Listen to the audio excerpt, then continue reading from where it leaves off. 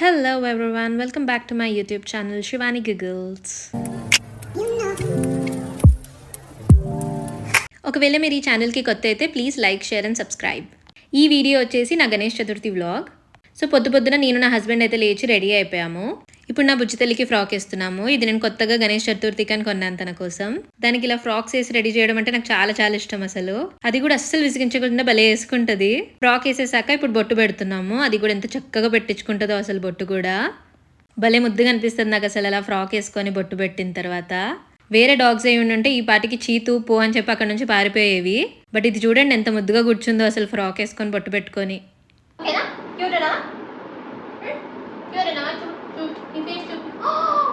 ఆ తర్వాత నేను నా హస్బెండ్కి డెకరేషన్ పని అప్పచెప్పేసి నేనైతే ప్రసాదాలు చేయడానికి వెళ్ళిపోయాను.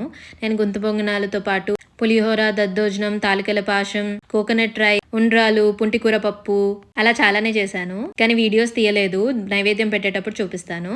ఇక్కడైతే నా హస్బెండ్ అదరగొట్టేశాడు అసలు డెకరేషన్తో. ప్రసాదం ప్రిపేర్ చేయడం అయిపోయాక వచ్చి మేము పూజ అయితే స్టార్ట్ చేసేసాము. ఫస్ట్ అయితే నేను పసుపుతో గణపతిని తయారు చేస్తున్నాను. పక్కన నా హస్బెండ్ ఇంకా షుగర్ మాత్రం వాళ్ళంతల వాళ్ళు ఆడుకుంటున్నారు, ఏం సంబంధం లేనట్టు. ఆ తర్వాత మిగిలిన పూజలో దీపం ధూపం చూపించేసి నైవేద్యం కూడా పెట్టడం స్టార్ట్ చేసేసాను.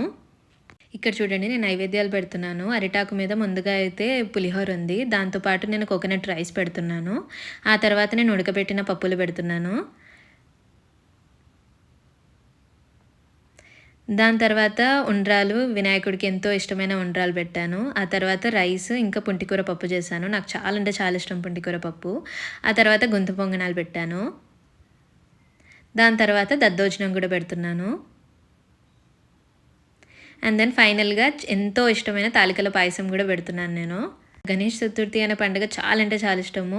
గణేష్ చతుర్థి వచ్చిన ప్రతిసారి ఇలానే చాలా వంటకాలు చేసి వినాయకుడికి పెట్టాలి అనిపిస్తూ ఉంటుంది నాకు. ఇప్పుడైతే ఇక్కడ నేను ధూపం చూపించేస్తున్నాను. ఆ తర్వాత మేమైతే కథ వినడం స్టార్ట్ చేసేసాము. కథ కోసం అని చెప్పి మేమైతే చేతిలోకి అక్షంతలు తీసుకున్నాము. కథ మొత్తం ఫుల్ కాన్సన్ట్రేషన్తో వినేసాక ఫైనల్గా అయితే వినాయకుడికి అక్షంతలు వేసేసాము. ఆ తర్వాత ఫైనల్గా హారతి అయితే ఇచ్చేసాక నేను నా హస్బెండ్ కలిసి 11 గుంజీలు తీసాము.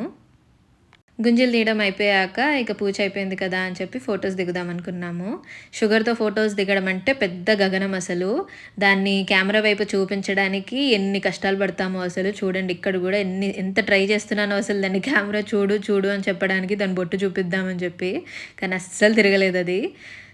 ఆ తర్వాత ఇక దీంతో కాదు అని చెప్పి నేను నా హస్బెండ్ అయితే సపరేట్గా పిక్చర్స్ దిగుదామని ఫిక్స్ అయ్యి మేము కూడా కొన్ని క్యూట్ పిక్చర్స్ దిగాము. ఇవే కదా మనకు memories. This is how we celebrated our Vinayaka Chavithi. మీరు ఎలా చేసుకున్నారో let me know in the comments. Also please don't forget to like, share and subscribe. Next వీడియోలో మళ్ళీ కలుద్దాం. బాయ్.